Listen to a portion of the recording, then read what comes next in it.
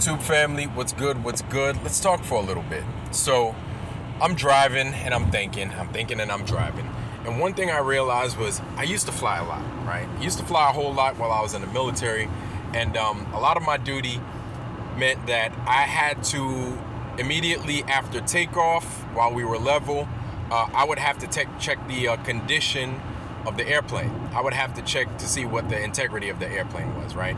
So I'd check particulars. I'd have to check outside the airplane. Of course, while I'm inside, that means opening up a shade, looking through the window and everything else, checking for torching and stuff like that. And the inside, checking, hydraulics and everything else, and smoke just in case.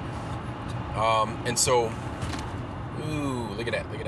So while I'm flying, right, and flying often, one thing I noticed was that if our airplane had to drop, if our airplane had to climb, we normally sat in our seats. And this is in the military where damn near we're allowed a little bit more leeway to do certain things on certain craft normally because of the amount of extensive training that we have to deal with, right? More than any normal civilian. But we still have to sit in our seats and buckle up if the airplane was doing certain maneuvers or if we were experiencing heavy weather being turbulence and stuff like that. So I'm saying that to say this, is that while I flew, if the earth was if the earth was 25,000 miles in circumference, like we're taught, right? 24,800, 25,000, I'm rounding up. In circumference, that means that we would have to drop or descend just to catch up with the rate of curvature. That's what it is. That's not me making it up. That's just what it is. However, the problem with that is that we don't experience that. Hell, if you were flying in a commercial airplane and you didn't even fly much as I did, right? Then you would be experiencing the same thing. Now, the only difference is that in a commercial airplane, you're flying at around 40 some odd thousand feet, 35 to 40,000 feet on average, right? The airplane that I was in, we were in a lower altitude. I'm not going to say exactly what that altitude was, but it's low enough to where the pilots weren't allowed to kick the airplane into autopilot. Now, you can look online and you can see where an airplane is allowed to use autopilot, but our pilots were never allowed to use autopilot. Did the airplane have autopilot? Yes, it did.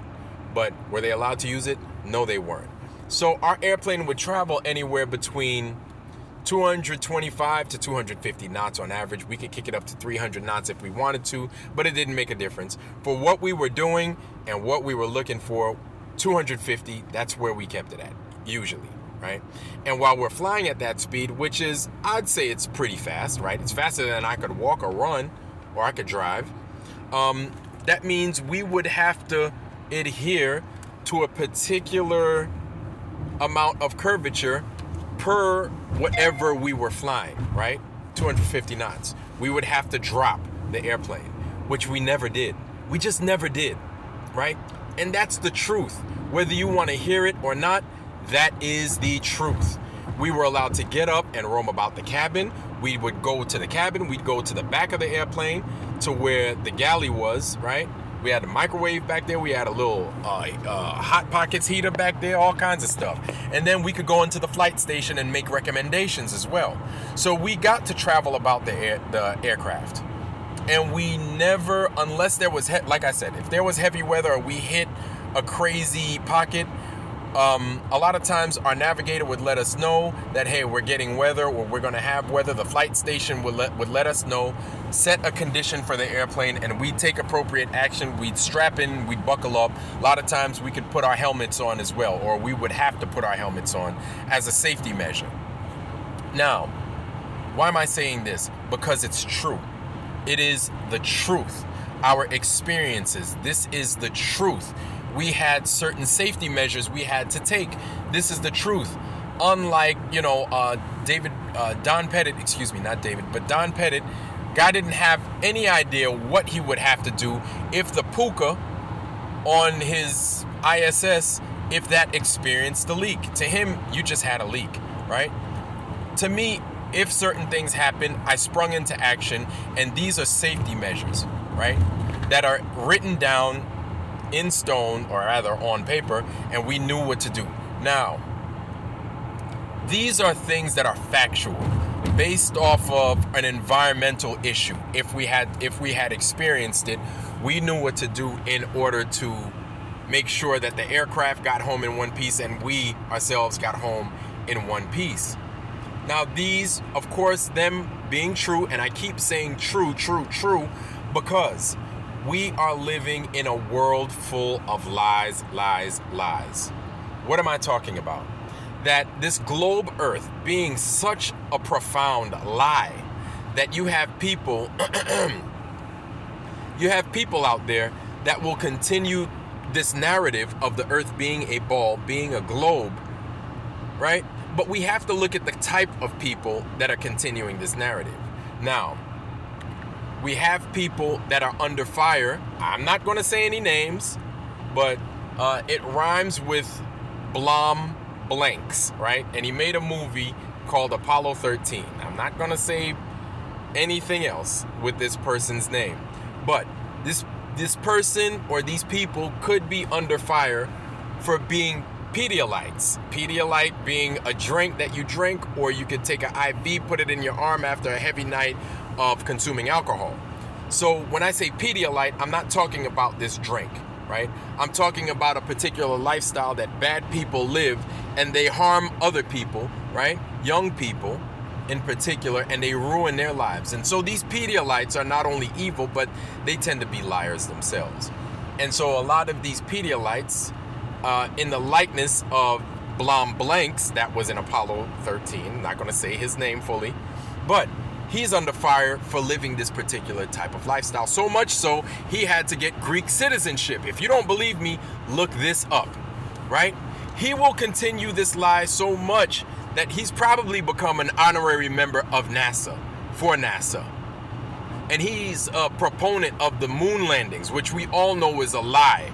It's one of the biggest lies, right?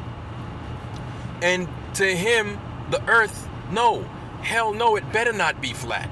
He will continue with this globe narrative. But this is what I'm saying, is that people that know what this place is will continue with the globe lie, right? Because while they're continuing with that globe lie, they can continue on with other lies. They can protect people that live a particular a Pedialyte lifestyle that will harm other people, right? That will continue to harm other people. And with that Pedialyte lifestyle comes other crazy things, right? Satan worship, devil worship, murder, organ harvesting, right? Continuing to lie to people. All these things are within the realm of what's going on now that a lot of us aren't really privy to, right? I'm not saying I'm totally privy to it, but the possibilities, absolutely. Is it 100% with that? I really don't know. I'm not going to say 100%, but if I was guessing, then I would say, yeah, perhaps. That's a good guess, right? So, I don't know, man. I'm spitballing over here, but a lot of times us as flat earthers, we're right over the target, so usually the planes over the target get the most flack. Anyway, YouTube family, that's all I got to say. Something to chew on, something to think about. I want you guys to think about what I said. If you have anything to add on to that, let me know. Fill me in. Educate me. Teach me. Show me. Learn me. That's all I got. I wish you guys nothing but the best. Health, wealth, love, joy, prosperity, most of all wisdom. And with that, I love you. I'm out. Peace.